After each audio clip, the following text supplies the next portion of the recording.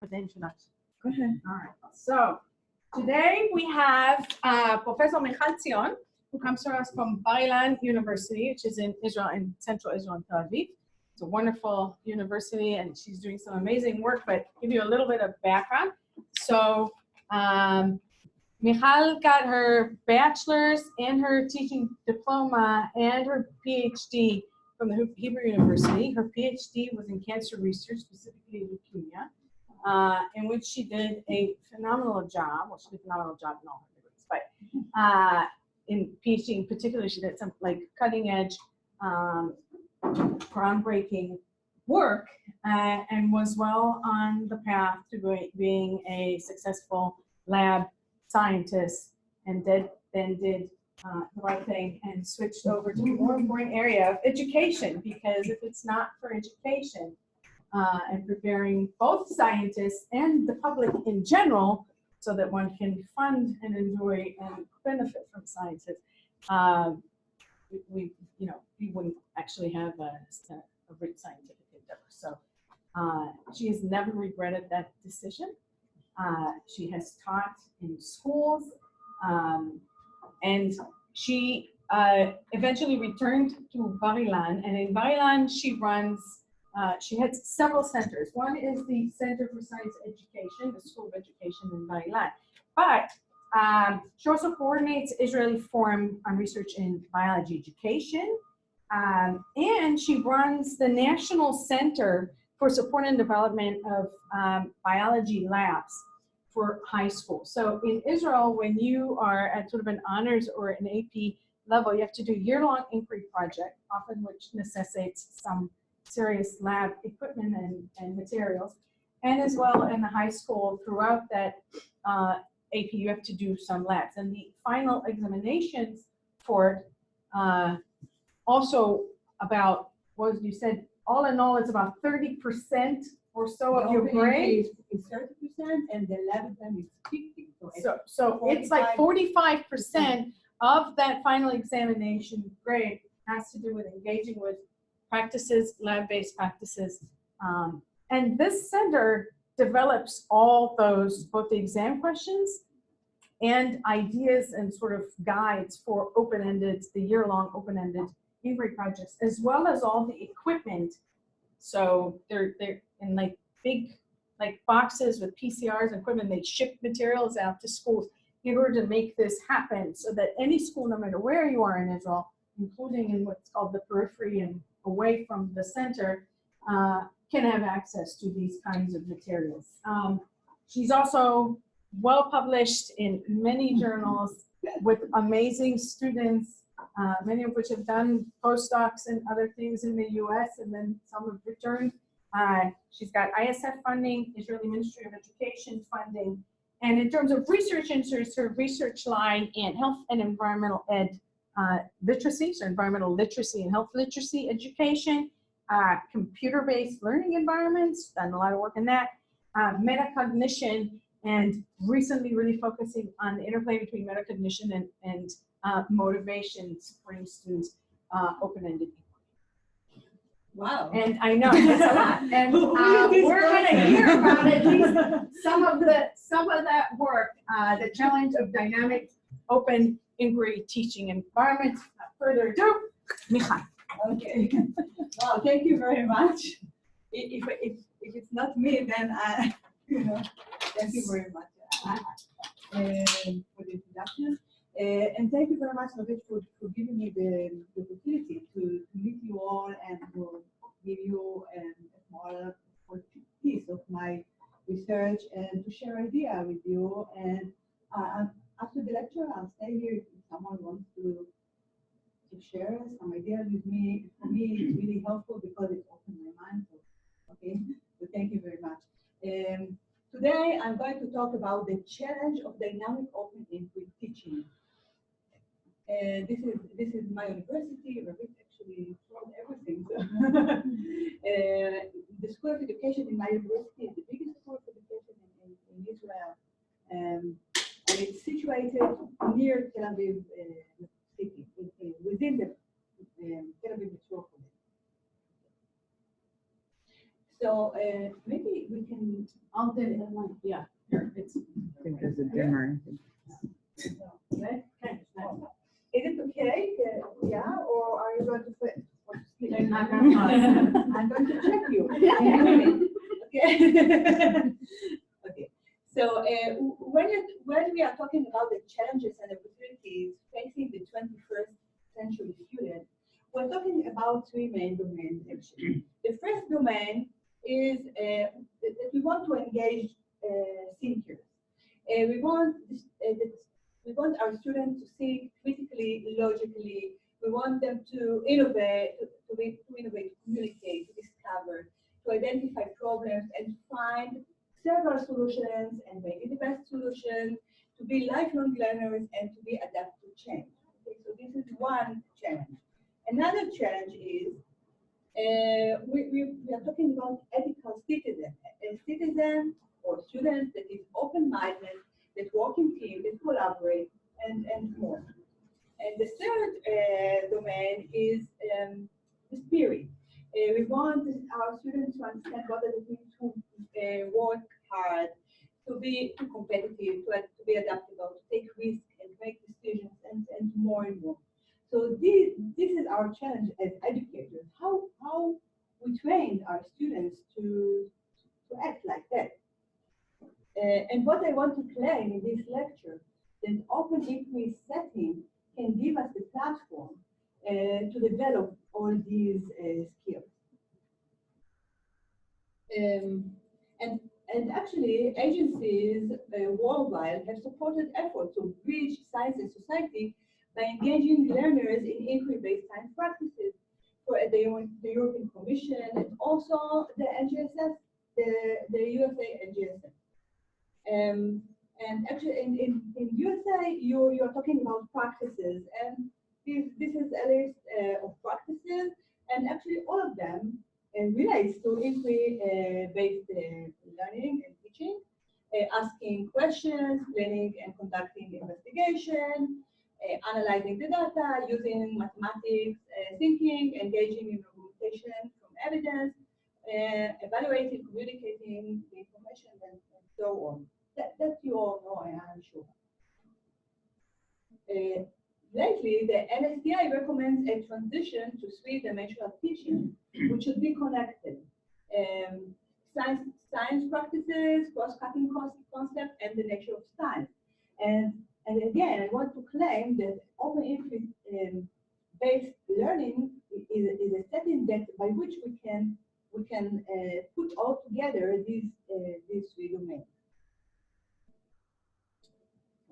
Okay. So inquiry-based teaching and learning actually varies in the amount of autonomy given to the students. And we start from structured inquiry, then guided inquiry, and at the end, open inquiry. And what does it mean? In structured inquiry, the students follow the teacher's direction to come up with a specific predetermined point. It's like cookbook. You give them a receipt, and they ask you, "Oh, do I got whatever you want me to get?" That's structured inquiry. I'm sure you all know what does it mean because you experience it. Guided inquiry means that the teacher presents the question. That's the most important point. Like the teacher presents the question and guides the students in collecting and analyzing the data, and the students start to act autonomously while they draw conclusions. The result here in guided inquiry, in comparison to the structured inquiry, here the results cannot be known in advance, both for the teachers and for the students. Okay, so this is guided inquiry. And the upper level is open inquiry, and the definition that I like is that the students are engaged in continuous decision-making throughout each stage of the inquiry process. And actually, open inquiry simulates and reflects the type of research and experimental work that is performed by real scientists and demands high-order thinking capabilities like questioning, decision-making, critical thinking, reflection, metacognition, and logical thinking. Now I want to give you an example, a real example from the field in order to let you understand what is being open and all this dynamism and critical thinking and other type of thinking within it. Okay, so I asked my students to look for an interesting phenomena, but a simple one. And they brought me a very nice phenomena regarding avocado. The phenomena is that if you are making an avocado salad, after an hour, what is happening to the avocado salad? Turns brown. Yeah, turns brown, exactly. But the phenomena is that if you take the avocado pit, and put it in the middle of the salad, then it avoided browning. Do you know it? Yes. Ah, okay. Okay, now you have to check it when you come back home. So they wanted to check it like in a control experiment. So as you can see, in order for them to think logically, my aim is that first of all they needed to ask the first question, having the results, and only after having the results of the first question, then I asked them to raise another input question and so on, like that. Okay, and I'm not going to get into it because there are two options how to make this logical connection between questions. So the first question that they raised up was, what is the effect of an avocado pit on preventing the browning? Okay, and these are the results that they got after 3 hours. 3 hours. This is the control without the pit. This is with lemon juice, and this is with the pit. You can see that with lemon, the lemon prevents browning very nicely. Yeah. If you compare it to the control, and with the pit also almost prevent the browning. Okay, so this was the result. And then, so the presence of the avocado pit prevents the browning. And then they asked the second question. The second question was, what is the effect of an avocado pit compared to the effect of lemon juice on preventing the browning of fruits and vegetables like potato, avocado, lemon, banana, all these type of vegetables and fruits. And here they got strange results. The results were that the presence of the avocado pit prevents browning in the avocado and potato, whereas the lemon juice prevents browning in all cases. And we had a big discussion in the class, what's the difference between potato and avocado on one side and all the other on the other side. We went to literature to find maybe there is a difference in biogeography, origin, or I don't know what. We didn't have any logical answer for this result. But then we looked again on the pictures, and I showed the picture. This is the picture with avocado mesh, and here is the picture with white potato. And suddenly, one of the teachers jumped up in the class and said, "Look, we are blind. Look at the picture." Now I want, if someone can see the difference between this picture and the previous one, I'll explain you. This is the control. This is a potato mesh control with lemon and with the pit. You can see that in the potato case, the pit prevents the browning very nicely. Okay, and here here with the avocado, look, the pit prevents the browning, but not so nicely.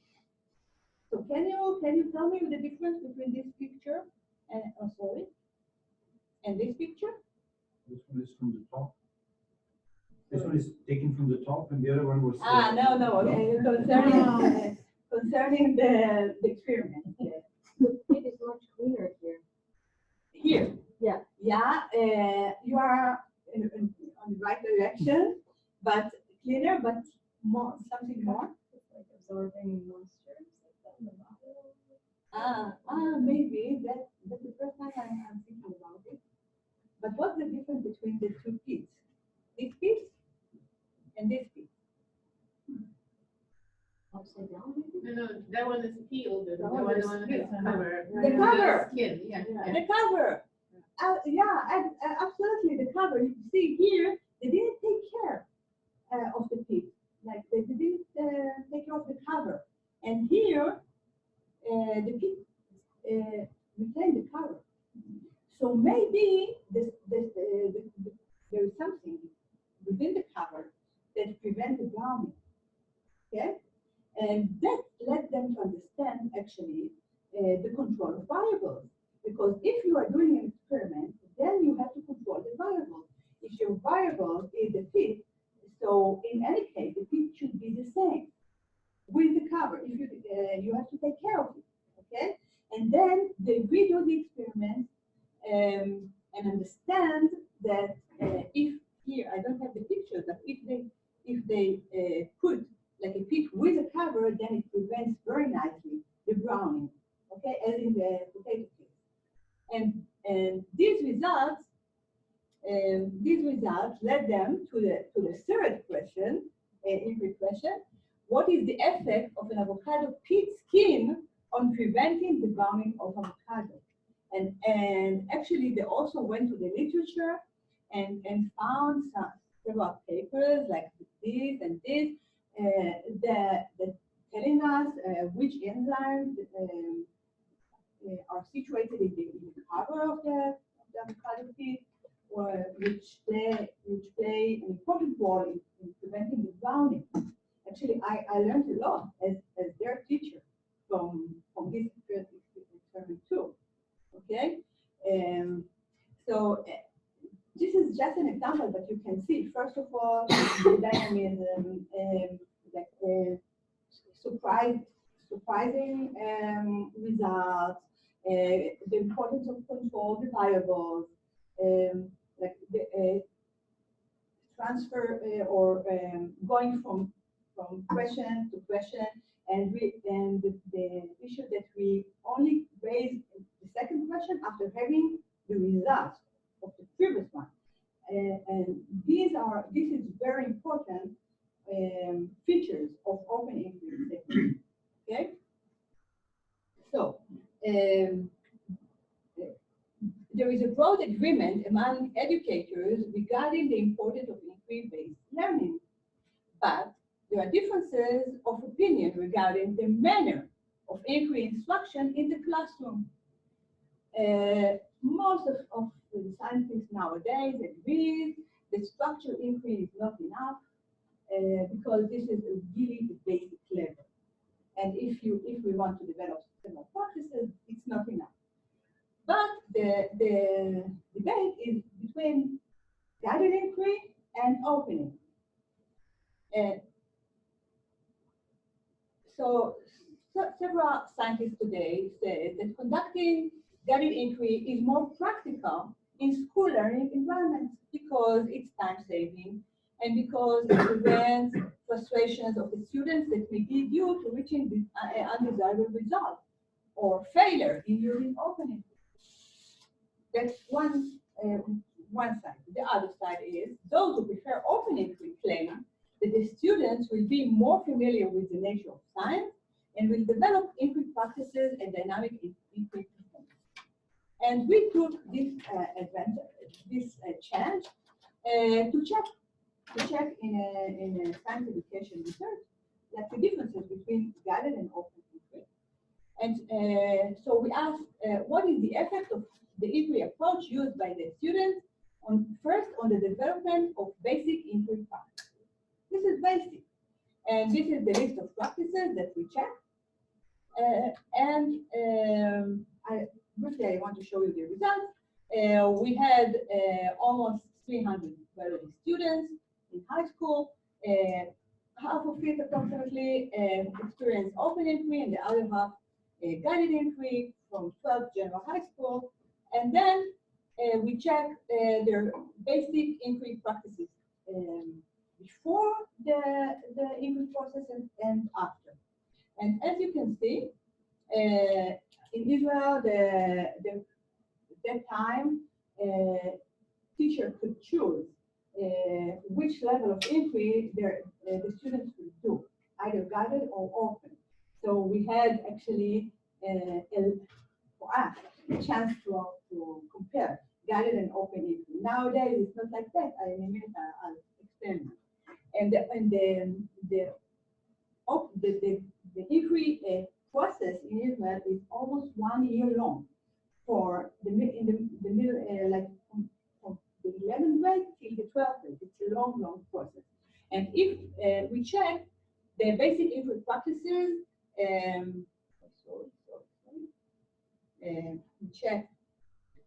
And as you can see, both in guided and open inquiry, the students improve themselves when they move from 11 to 12 grades. And this improvement was found significant. But when we compare guided versus open, you can see that we didn't find any difference in terms of basic inquiry practices between guided and open inquiry students. And you know the situation, the PhD student came to my office. I won't have any PhD, no chance to succeed in what we are thinking. Okay.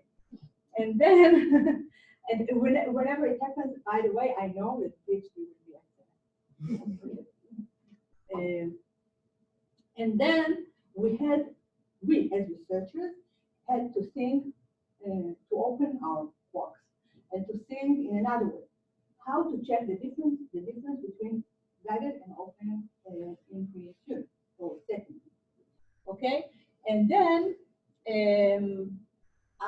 in another research, I knew that this is a problem, and then I decided to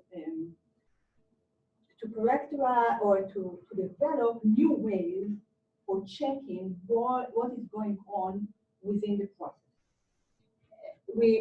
First of all, we made a qualitative research that took long 3 years, and then we understood that there are four criteria that can characterize the inquiry process. The first criteria is changes occurring during inquiry process, then learning as a process, procedural understanding, and effective points of view. So we found 4 criteria that by which we can develop new way how to compare open and guided inquiry settings. Just to explain you a little bit more.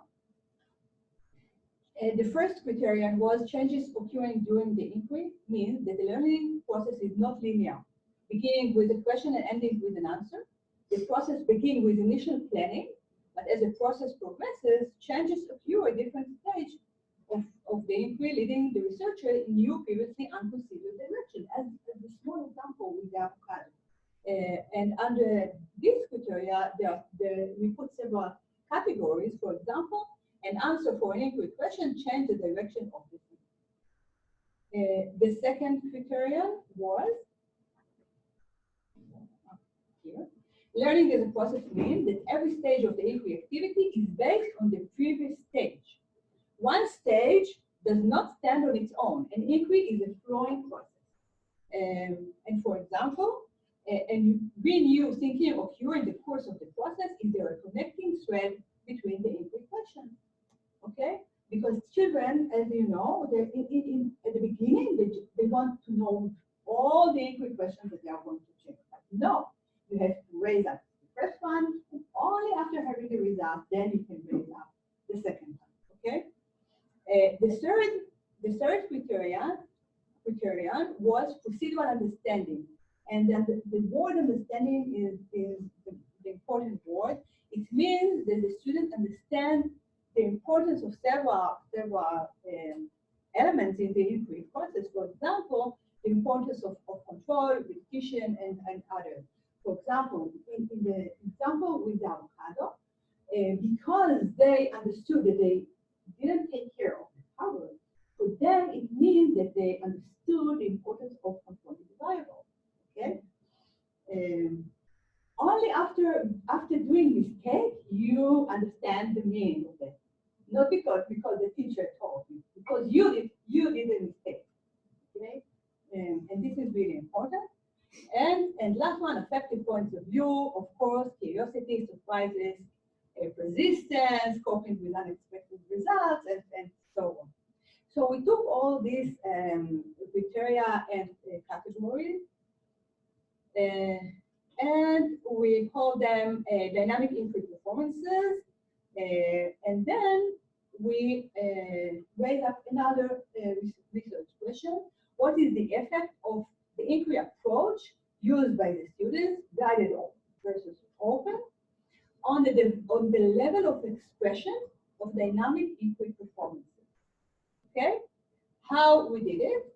We analyzed, and we had 50 biology students, 25 who experienced open inquiry, 25 experienced guided inquiry, and we collected a lot of data. We interviewed the students. We had their logbook, what they wrote up during the whole year.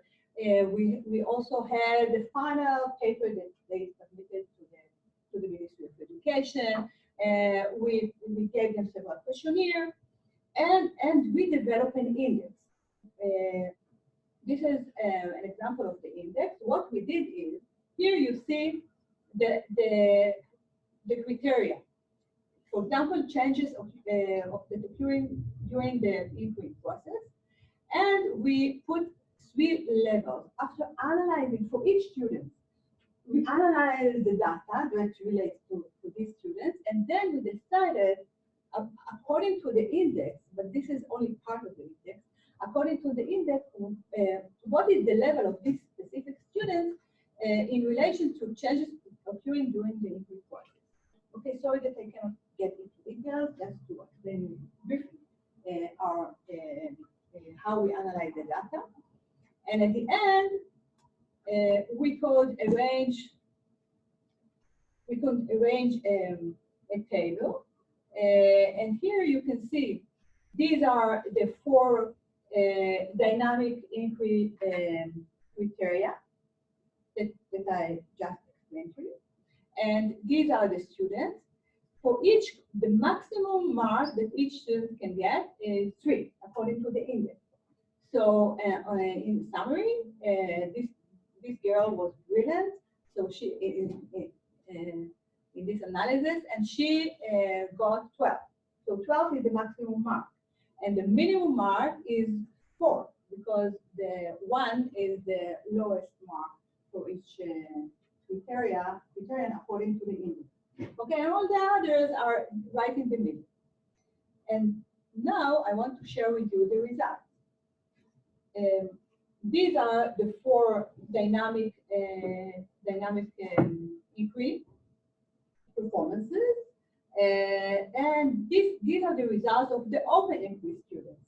And as you can see, here is the summary. They got pretty nice marks, because 12 is the maximum, 4 is the minimum. So what do you think? What we got about guided inquiry? Like the same.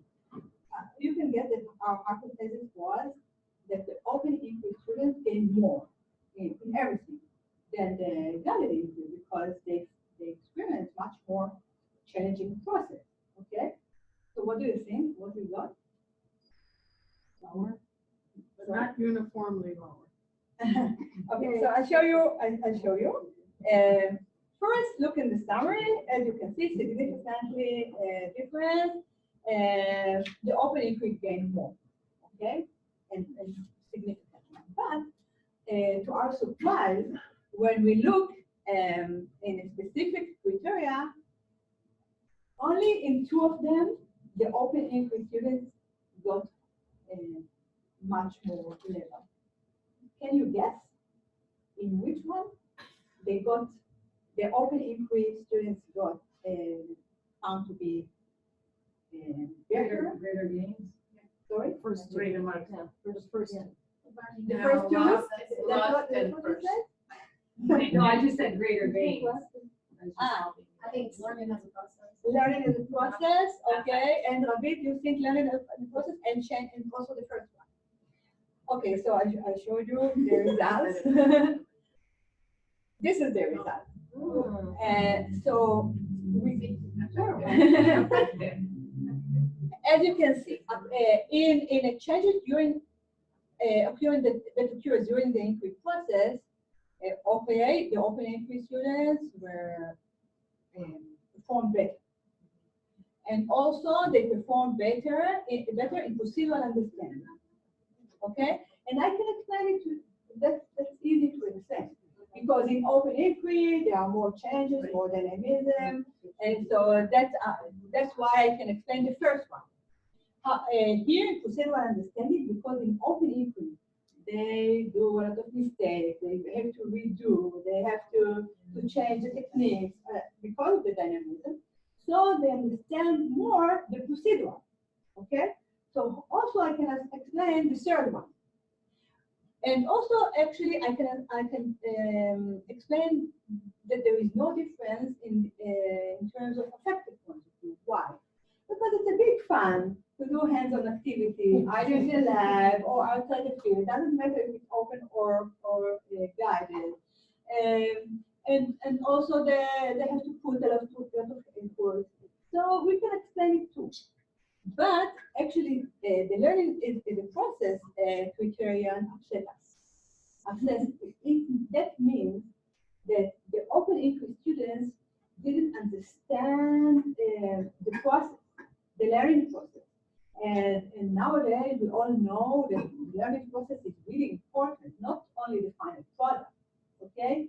And then we sat together with the Ministry of Education and we understood that we have to improve the open inquiry program. And actually nowadays, all the students in Israel, it's compulsory to do open inquiry project. And the project, the name of the project is bioinquiry, okay? And we actually this project we improved this project according to the results of the research that I've just shown you. How we improve the curriculum, that's really interesting and I want to share with you. As I told you, the weak point is the learning as a process criterion.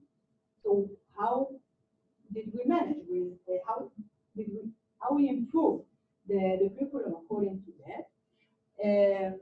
First of all, we put a lot of we emphasize more the logical thinking, and in a minute I'll explain to you. And second, we developed some learning as a process tools that helps the students and the teacher to understand more the process. Okay. So first, I want to show you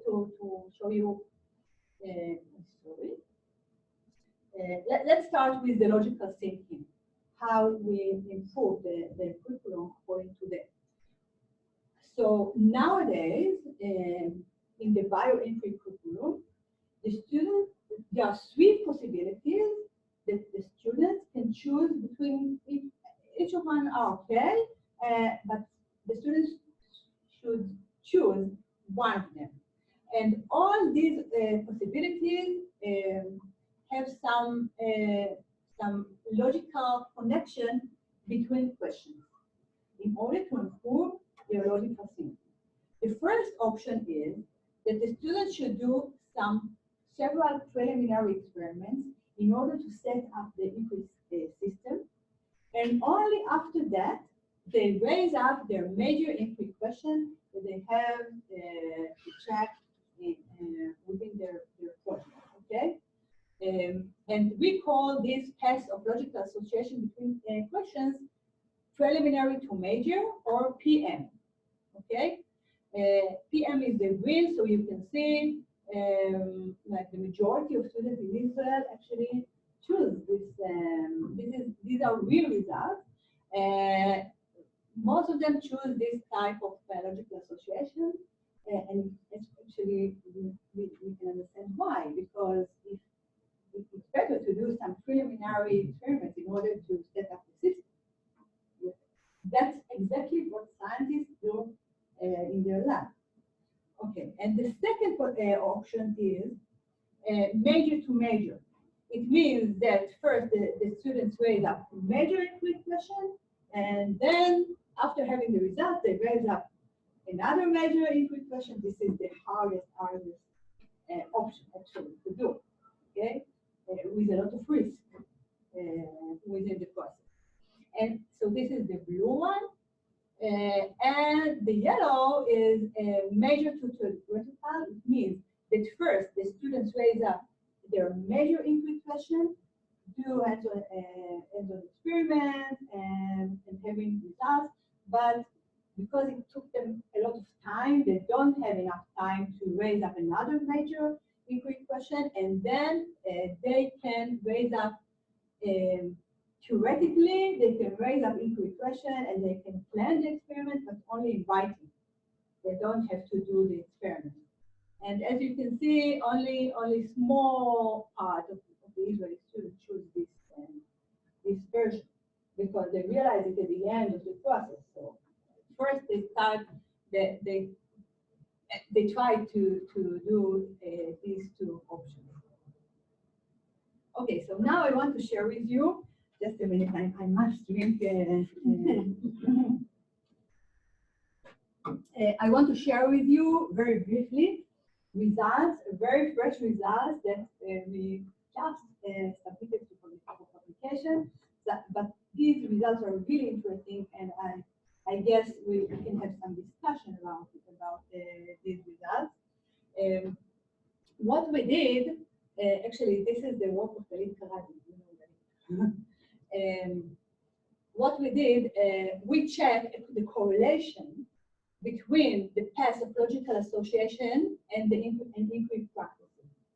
Here you see PM, preliminary to major, major to major, and major to theoretical. These are the three types of logical association between questions. And we checked the expression of several practices during the learning process. And as you can see, actually inquiry practices expressed at all different paths of logical association. Sorry that I don't have the time to analyze like deeply the results here, but there are expressions. It doesn't matter which type of logical association you choose. You show some performances, some practices performances. Okay. Now, in addition, we have examined the 5 types of knowledge presented in the student summaries, and this is really very interesting results. We checked the procedural knowledge, conceptual knowledge, logical knowledge, situational knowledge, and strategic knowledge.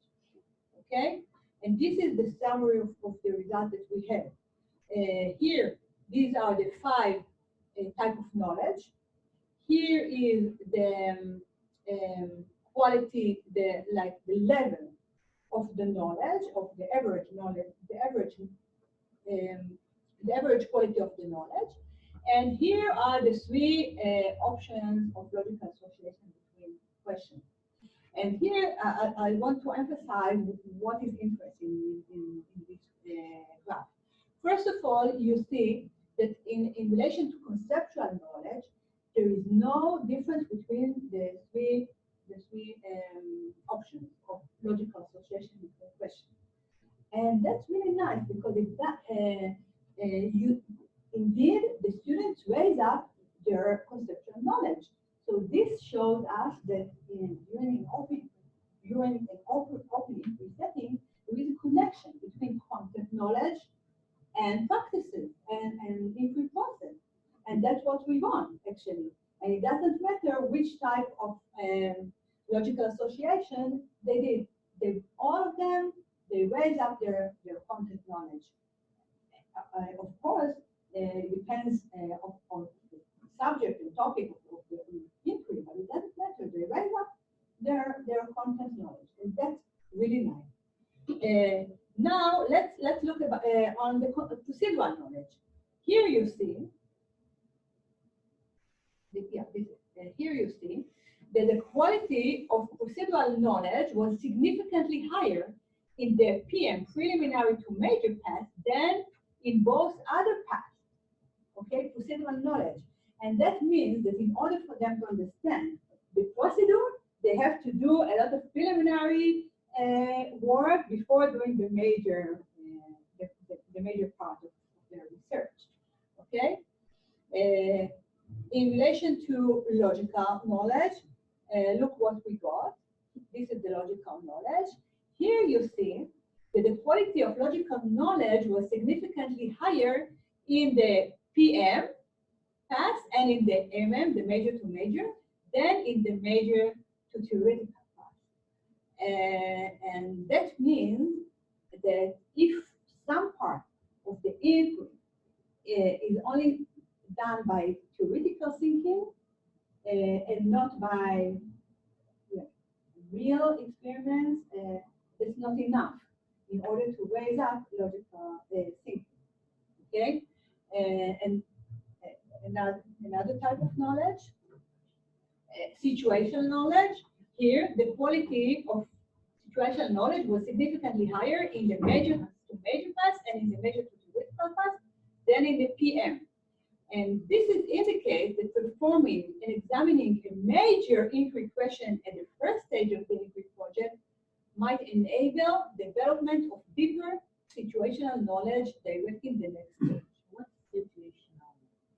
It means that I understand the situation.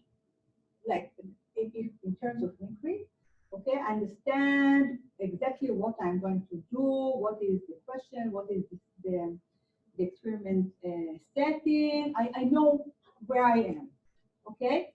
And that makes sense because when I'm doing preliminary experiments, that I'm looking at here and there and there, and I'm fine, okay? Okay. And lastly, strategic knowledge was significantly higher in the PM, in preliminary major class. And this indicates that engaging in preliminary experiments and interpreting the results might help to arrange the main experiment. Okay, so these are the results. And why for us these results were meaningful? Because there is a debate in Israel now. Because to have a lab within schools, it's really expensive. You need lab technicians, it costs money. You need the room, you need equipment. The teacher only 20 students can learn in one session and no more. So it costs a lot of money. There is a debate. Maybe we can give the students to experience till the end of high school only simulation with no hands-on activity. There is a big debate.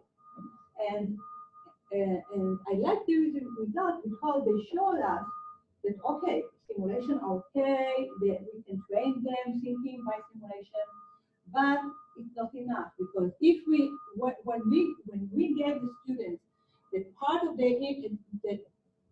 of their inquiry will be theoretical, not all the levels of several types of knowledge were not so high in comparison to the others. Okay, and actually, well, I'll skip it because the time is running.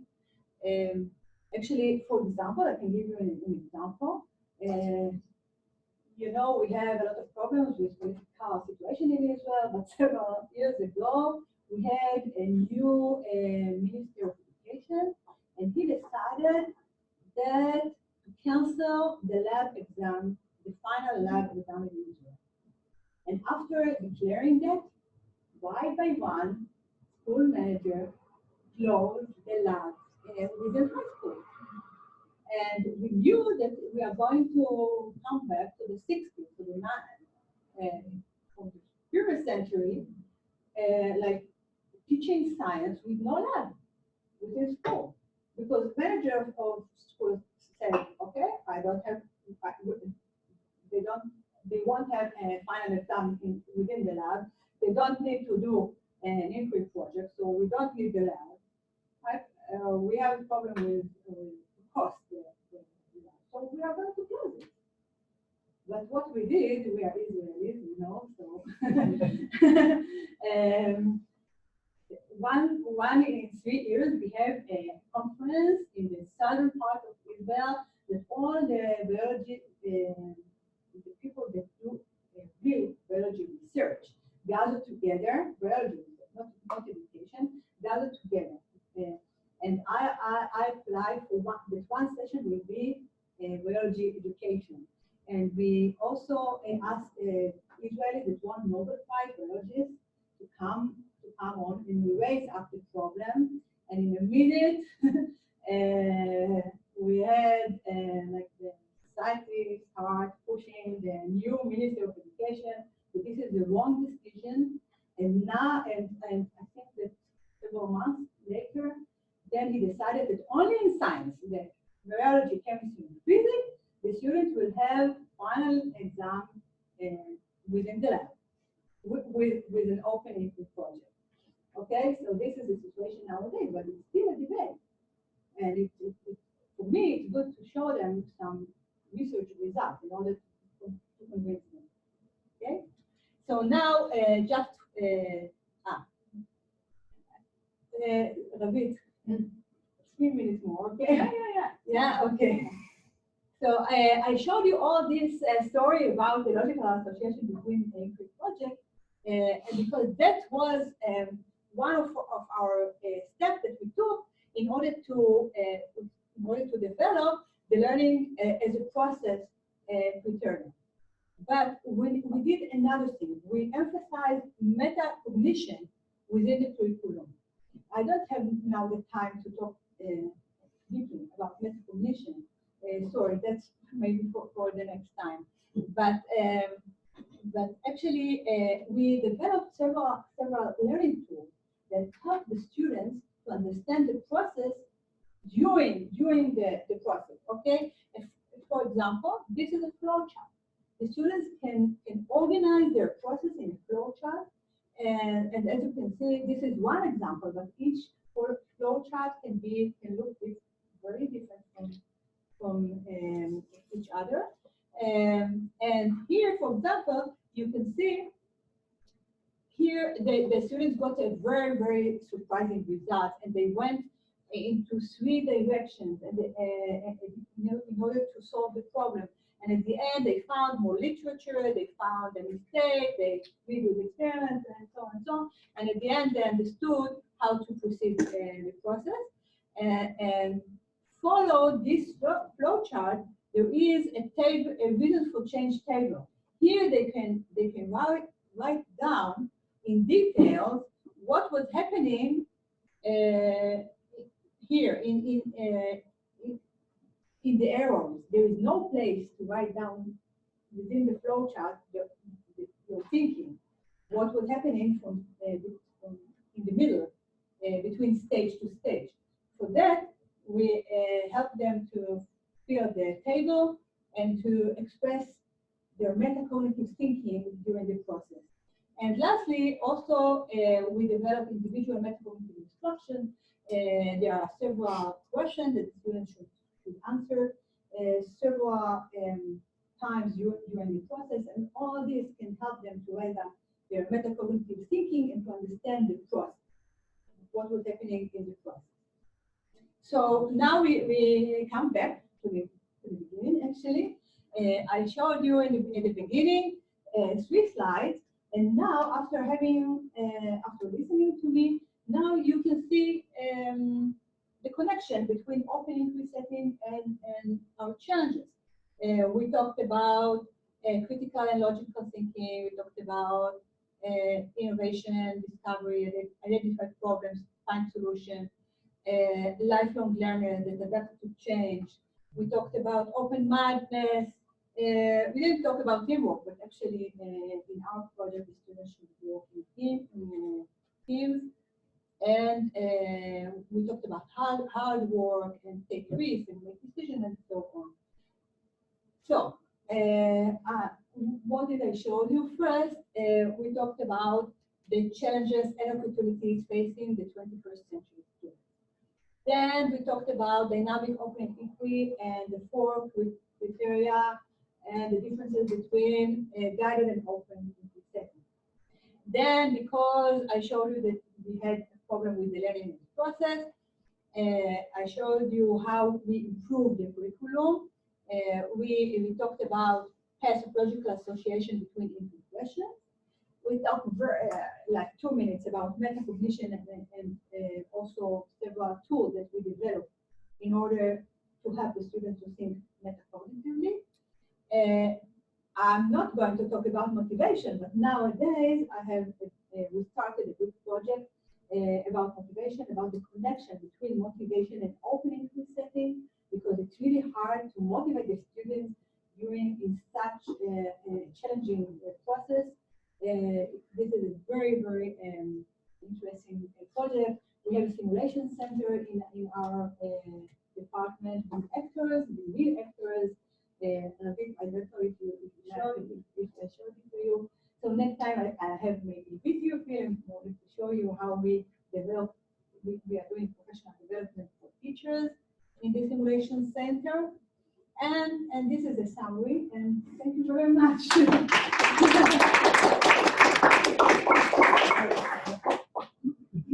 now we can open it up for questions.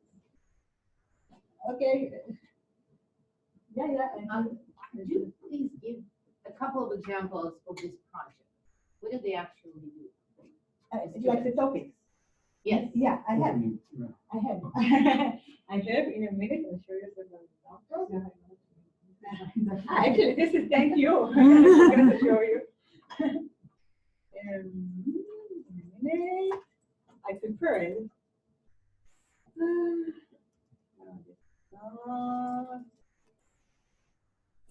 Here, maybe here I have some examples. Here, what is the influence of honey on bacterial growth? What is the allelopathic effect of eucalyptus bushes on other plants which grow nearby? Because there is something that inhibits growth of other plants. Okay, maybe I have some more. No. And these are these ideas come from the students. So they say, they told you can choose anything you want. Yeah, but I come back to the definition. The definition is that the student and the teacher are together from the beginning, from the very beginning, from finding the interesting phenomena.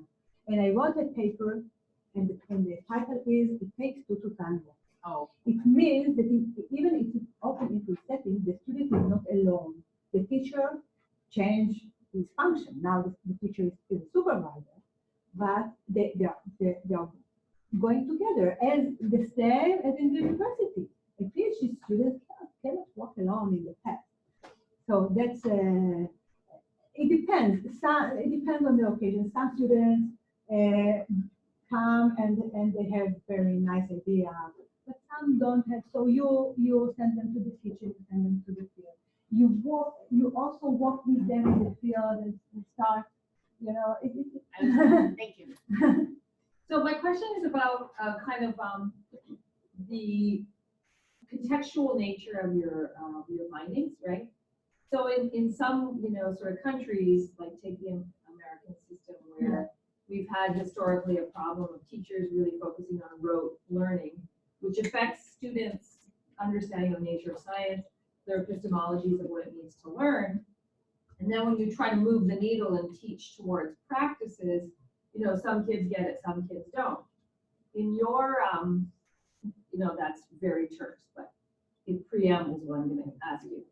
But in the, in the culture of Israeli education, which is much richer, deeper, argumentation oriented, unless I'm dead wrong about this, you see these really nice gains even in open-ended inquiry, which if you took that study, I'm going to just make a hypothesis, you took that exact study, tried to replicate it here, you'd never get those results. Because the highly skilled, highly motivated kids with high prior knowledge can learn, can deduce what it is we want them to deduce, can come at these problems in a rich and deep way. It's just that in general, they don't because of how they've been taught science for years. So how much do you think the sort of backbone of the Israeli approach to teaching science is undergirding these kinds of effects that you're seeing? First of all, I must tell you that also in Israel, the teachers have a lot of problems. Well, Because that's good to know. yeah, but we put a lot of emphasis on professional development. First, in the in the pre-service teacher, in order to get a biology diploma, teaching diploma, you must participate in inquiry, in an open inquiry course. Okay, and also during like if you are in-service teacher, you must that's the word must, not you are allowed or may, you must participate in professional development during all your, if you are a biology teacher, you have to join a specific professional development group. Okay, and what we are doing in this group, the teacher, like students, we train them to do open inquiry projects. And they experience the same experience as their students. We push them to do it. So It's not what are you easy, saying it's then, not so easy. the locus of effect is partly on the teacher? Yeah. We put a lot of effort in that. Right. And also, these are the standards of the Right. representation. And actually, biology is the biggest subject that the students choose to learn. Right. So they like biology. And actually, I published a paper a year ago about open inquiry students. We came to them 12 years after finishing high school. Okay, and asked them what they remember from their biology studies in high school. You know what they remembered? Not the knowledge. They remember their open inquiry project, their mistakes, what they've done, what they changed 12 years after. And during these 12 years, they served in the army, they went to the university, some of them are now medical doctors and researchers, and they still remember. That means that this is meaningful for them. So that's the reason why we put a lot of effort. But I really understand that the cultural perspectives are important, but at least let's not talk about open inquiry, let's talk about guided inquiry. First, start with that. and after, because structured inquiry is really like a cookbook hands-on thing. Nowadays, I think it's not, this is my opinion. I'm sorry, I already asked one question. But may I? Yeah. So these students who do this inquiry project, is it a part of a biology course or it's a separate course? Or it's all they do in biology is just the project? It's part of it. It's not like in biology classroom in 12th grade, all you're doing is this. Yeah, it's hard. It's a part, They but also you're have doing a bunch of other. other things they need to learn because there's a regular written content. So how do they learn this regular written content? Do they learn it Of through course. inquiry? No. I wish.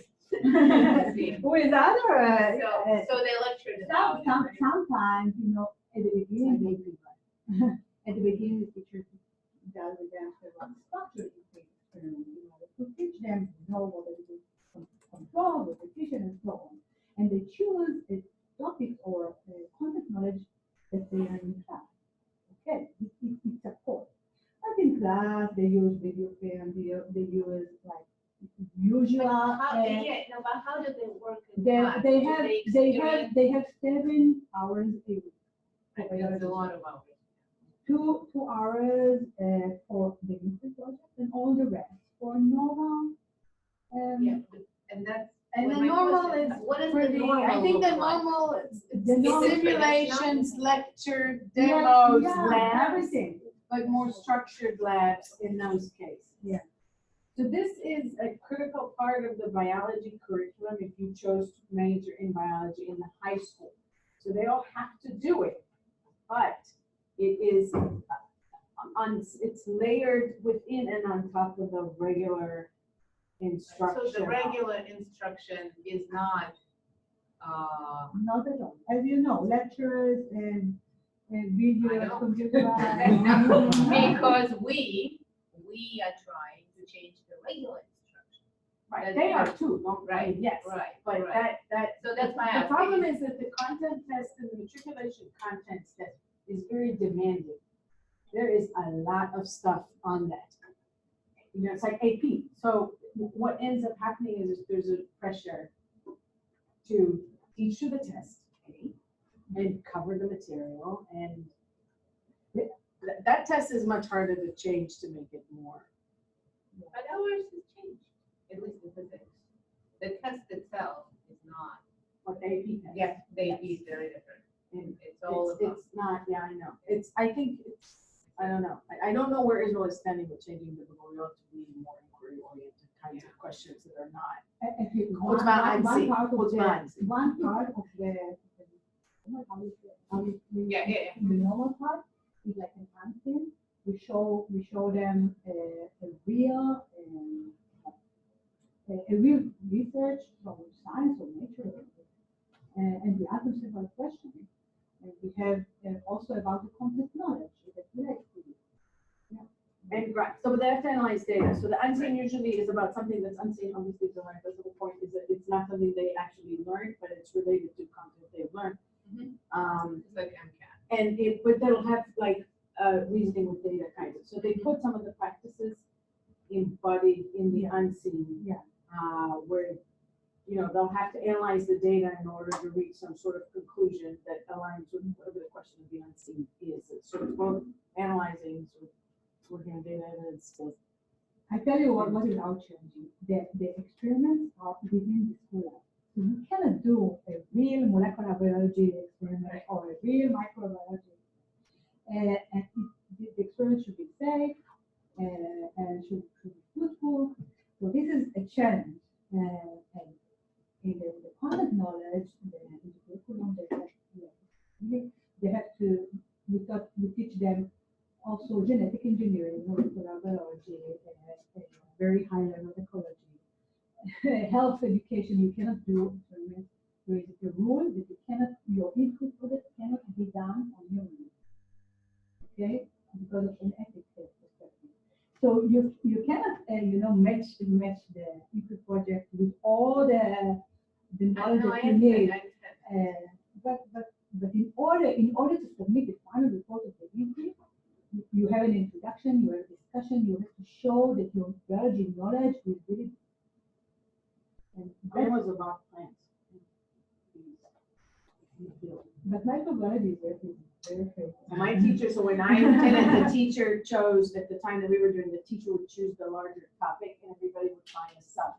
So we did it outside in the field. It was mostly Yeah, ecology this at the is a time. It guidance. was not, it was a This long is a time. guidance. They changed. This is a guidance. So you mentioned like there's topics like physics and biology and chemistry. Do any students do any projects on engineering, like where they design something, test Also, it they can for major in your engineering, yeah. And also there is biotechnology, with combined engineering and biology, yeah. But most of the students in Israel choose biology, but actually most of them choose two topics like biotechnology and biology, physics and biology. Okay, and building on that, Yeah, is there they- like any mentors that they have, like professors at universities there that they can like That, talk to or?